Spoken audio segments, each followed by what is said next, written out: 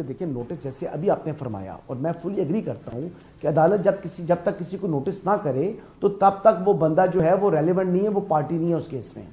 तो जो Peshawar high court के डीबी है उसने 4-5 जो रिस्पोंडेंट थे उनको नोटिस किए बगैर ही अपना फैसला सुनाया है। तो खाली एक ये ग्राउंड ही यानी बैट के ऊपर जो है ना वो तलवार लटक रही है। इसके ऊपर हसन जब ये आर्गुमेंट हुआ, क्योंकि हम मौजूद थे, सुन रहे थे सारा कुछ, आज दिन सारा लाइव ही हुआ, हमने ऑफिस में बैठ के देखा सुना, जब ये आर्गुमेंट पेश किया गया तो वहां पे जजेस साहिबान के ये रिमार्क्स थे। अब जाहिर है उसके अंदर काफी ज्यादा जो रिस्पोंडेंट थे, तो अगर उसमें से कुछ मिस भी हो गए फर्क नहीं पड़ता, आगे बढ़ते हैं। आज ये जो बात है ना तैयारी वाली, हामिद खान साहब जब निकले बाहर अदालत से तो लोगों ने, जाहिर है लोग सारा दिन देख रहे थे, एक तासुर तो था कि जनाब आप तैयारी नहीं थी आपकी, तो जब उनसे सवाल किया गया तो उनका जवाब देखें। खान साहब बताइएगा कि 22 करोड़ आवाम जो है वो इंतजार कर रही, तो और आप कह रहे थे कि आज केस की तैयारी नहीं है हमारी। जाहिर है कल ही तो उन्होंने देर की है फाइल, तो पहले से तैयारी नहीं थी, पहले से नहीं पता था कि ये होना है, सुप्रीम कोर्ट में केस जाना है। और यार छोड़ो, चलें सुबह देखते हैं। हमने क्या, चलो यार छोड़ो, अब टाइम है सुबह, फिर भी हम देख लेंगे। हसन यूब वाली सारी बात यह है कि कल फिर पूरा पाकिस्तान देखेगा, सारी दुनिया विल बी ट्यून इन। जाहिर है एक बड़ा इशू है, बड़ा सेंसिटिव इशू है। और कवाल नहीं हो गया वैसे। अच्छा, आई अंडरस्टैंड, मतलब जब आपको मालूम है कि मुकाबले में वकील कौन है, आपके मुकाबले में वकील कौन सा खड़ा हुआ है, आइडियली जो साहब आइडियली ऐसा हो जाना चाहिए था मेरे ख्याल में। काफी अच्छे वकला मौजूद हैं चोई साहब। भाई खावर गुम्मन साहब क्या वो बंदे मार रहा वकील माफ करना, वो अभी कल ही उन्होंने काजी क्या नाम है मज़ाहिर इतना बड़ा जज था उसका केस तबाह करके रख दिया।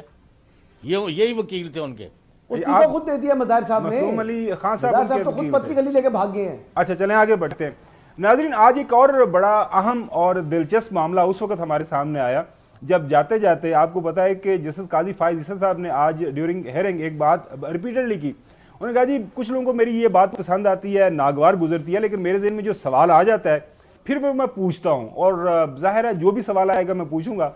तो जाते जाते उन्होंने अकबर एस बाबर साहब के जब वकील वहां पे मौजूद थे तो उनसे भी एक उन्होंने हल्का सा सवाल किया, चुभता हुआ सवाल। क्या था आपके सामने रखते हैं। एक आपको चुभता हुआ सवाल पूछते हैं, आप खुद खड़े हुए हैं या आपके पीछे कोई खड़ा हुआ है? खुद ही खड़े हैं जी 2014 से। अच्छा, और इसमें आपने ये सवाल पूछा है तो मैं इजाजत हमारे जहन में जो बात होती मैं तो कह देता हूँ। अच्छा नाज़रीन, जाहिर है आप काफी ज्यादा, साहब ने अच्छा जवाब दिया है, काफी ज्यादा जो है सवालों जवाब हो रहे हैं, खासतौर पर कि बल्ला मिलेगा नहीं मिलेगा। और जाहिर है पीटीआई वालों से ये सवाल किया जा रहा है कि अगर बल्ला नहीं मिलेगा तो आपके पास कोई और ऑप्शंस, तो बैरिस्टर अली जफर साहब क्या जवाब दे रहे हैं वो भी सुने। पॉसिबिलिटी कि आप एक दूसरी पार्टी का निशान लें और इलेक्शन लड़ें, जैसे शेख रशीद के अवामी मुस्लिम लीग का कलम दावात ही क्यों ना हो। अगर खुदा न खास्ता सिंबल हमें नहीं दिया जाता तो फिर हमने क्या हिकमत अमली अपनानी है, क्या करना है, उसके लिए हमारी स्ट्रेटजी तैयार है, एनबी तैयार है। और उसमें बहुत सारी चीजें हैं जो मुझे पता हैं, लेकिन मैं आपसे डिस्कस नहीं कर सकता। आपका जो सवाल था कानूनी तौर पे वो आपका जवाब हाँ नहीं है कि ऐसा हो सकता है, लेकिन हम क्या करेंगे वो बात की बात है। नाज़रीन ये जो इशू है इसके ऊपर हमने काफी ज्यादा बात की है। बल्ले के हवाले से हसन यूब की असेसमेंट अभी भी 50-50 हो। आज की हेयरिंग के बाद आपको लग रहा है कि case could go either way, या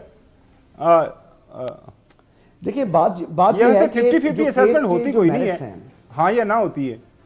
नहीं केस के जो मेरिट्स हैं, केस के मेरिट्स के ऊपर तो मैं देखकर कहूंगा कि जी बिल्कुल बल्ला रहने का सवाल ही पैदा नहीं होता।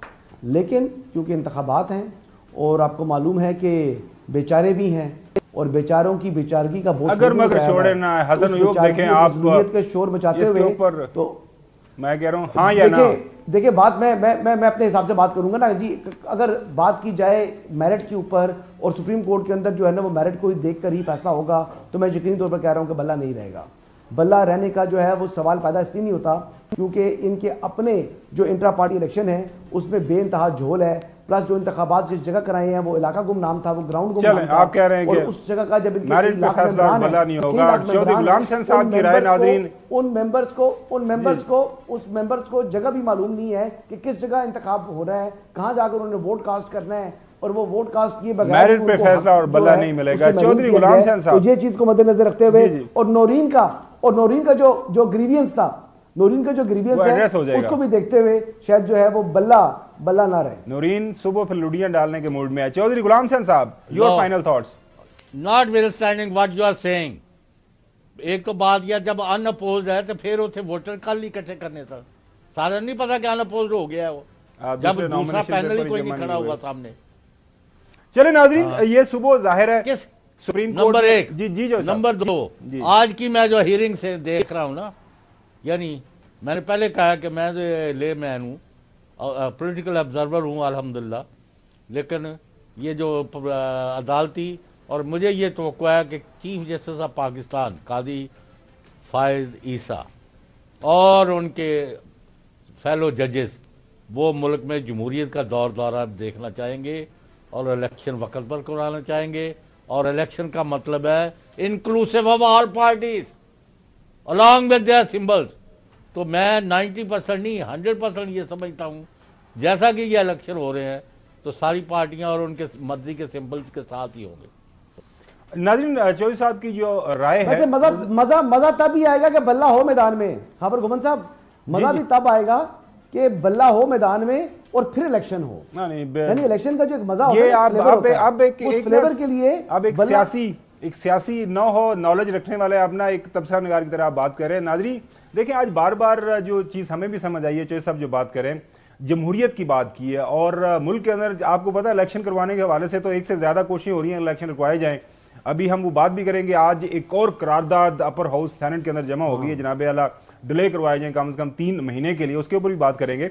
लेकिन पत्थर पे लकीर फरमाया है मोहतरम काजी फायज ईसा साहब ने इस जो है फैसले को, जो 8 फरवरी को इंतखाबात होने हैं, और आज भी उन्होंने बात की। उन्होंने कहा जनाबे आला हम सारा दिन बैठे हैं, सारी रात भी बैठने के लिए तैयार हैं, आप बताएं। पीटीआई वाले के जो वकला हैं उनको उनसे पूछा जनाबे आला आप कब तैयारी करके आना चाहते हैं। उन्होंने कहा जी कल, उन्होंने पहले तो कहा मंडे को, फिर मंडे को उन्होंने बोला फिर हम स्टे दे देते हैं, जो पेशावर हाईकोर्ट का फैसला है, फिर जाहिर है आपके पास सिंबल ही रहेगा। तो फिर ये तय हुआ कि सुबह जो है सुना जाएगा। अमल हुआ। अच्छा, एनीवे जाहिर है एक सबजुडिस हो गया ना, आगे इलेक्शन कमीशन वाले पहुंच गए। तो नाज़रीन सुबह 10 बजे दोबारा ये हियरिंग होगी, इस केस को सुना जाएगा। और मेरी राय जाहिर है आप जरूर जानना चाहेंगे, आपको पता है मेरी पहले दिन से ये राय यही है कि बला मिल जाएगा एक पॉलिटिकल पार्टी, क्योंकि पाकिस्तान की तारीख में इससे पहले कभी ऐसा हुआ नहीं है। निशानात लिए गए लेकिन इंतखाबी दूसरे दे दिए गए। अगर कल ये इंतखाबी निशान पीटीआई से ले लिया जाता है, इसका मतलब ये है कि PTI as a registered political party with election commission of Pakistan वो इंतखाबात के अंदर हिस्सा नहीं ले पाएंगे। फिर जाहिर है उनके जितने भी लोग हैं आज़ाद उम्मीदवार के तौर पर, कोई लोटे के ऊपर तो कोई बाल्टी के ऊपर, कोई घड़ी के ऊपर जैसा हसन ने कहा था, कोई एवन फील्ड्स फ्लैट के ऊपर, कोई फिर जाहिर है अपने अपने निशानात अपनी मर्जी के जो है निशानात लेके फिर मैदान अमल में उतरेगा।